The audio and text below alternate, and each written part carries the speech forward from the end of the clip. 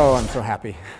Diablo III has been a very challenging game to make, and we have put in so much effort to get it right. We have a lot of expectations to meet, particularly considering the history of Diablo I and Diablo II, and it has been a lot of effort to really introduce that third version of the franchise and stay true to the originals. So we've put in so much effort into getting it right, and we're just overjoyed to finally be getting the game out. And we know the world is waiting for it, and it's just a couple weeks away. So I can't tell you how excited we all are.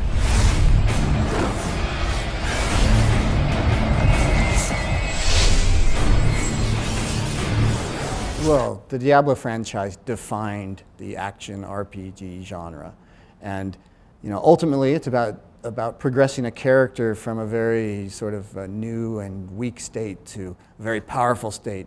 But then we continue to increase the challenge as you progress through the game. So it's really about facing what feels like overwhelming odds, but then coming out victorious. And that is something that we have held to throughout the development of Diablo III, and it's sort of the core nature of the Diablo franchise.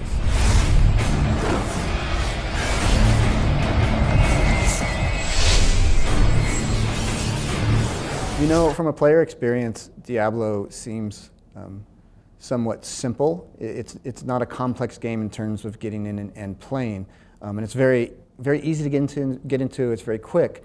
The reality is that underneath all of that is a very dynamic, robust game engine that is building worlds for you randomly. Everything that happens is a random experience, which means there's so many pieces to put together for this game, and so much to balance against random content. We're dealing with scenarios that are almost infinite in terms of replayability and newness that happens. So it has provided a huge challenge in terms of development. I often use the analogy of a Lego model of the Death Star, right? It's just a big sphere, but if you take it apart, it's hundreds, maybe thousands of little pieces. And Diablo III is very much that way. So the completed game just feels like somewhat simplistic, but the way that it's put together, there's just so many thousands of elements that we have to track and make sure fit together and actually work. And then just the fact that there's so much random content, it means that testing the game is harder, because if there are infinite combinations, well, we don't have infinite testing resources.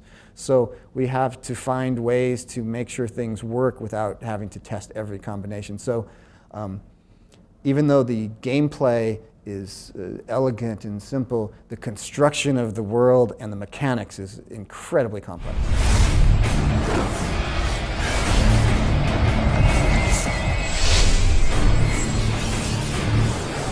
At Blizzard designers play games. We all play games. We play as many games as we can because we want to learn what other people are doing, and we get inspiration from all over the place.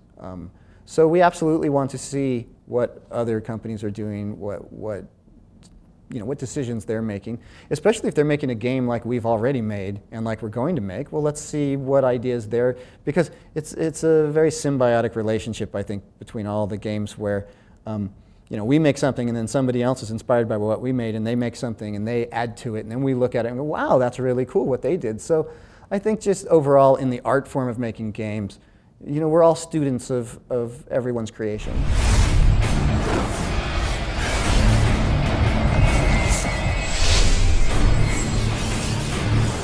We all have ideas about possibilities, but right now we move into other platforms very slowly. We're right now researching the idea of Diablo III on other platforms, but we haven't, like consoles. It's known that we are exploring console. We haven't made any announcements. We're going to see if we can actually do it before we make any commitment to it. But we explore slowly because we have such a high quality standard, and we don't just jump into things without knowing if we can be completely successful. So yes, we're exploring ideas, but we're not committing to anything. We also have a wait and see attitude. We kind of wait to see how these platforms are going to do before we jump into them. And also because we take so long in our development cycles, we don't want to spread ourselves thin by trying to do too much at once.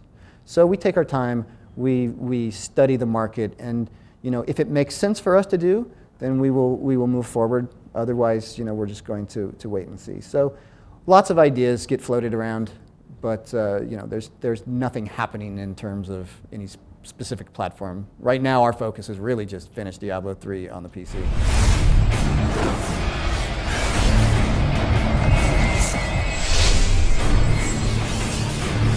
We have announced that we will be patching in PvP, so there will be an update for that.